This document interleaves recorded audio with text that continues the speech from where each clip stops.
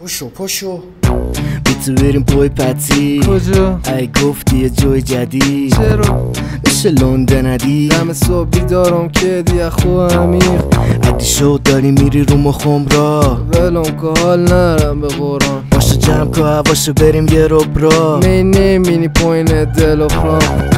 باشه وقتشو بیشینیم نشسته بیای دستشو بگیری از 4 لیتری و مونده فقط یه نیمی حاجی توی تاریکی چیزی هم میبینی؟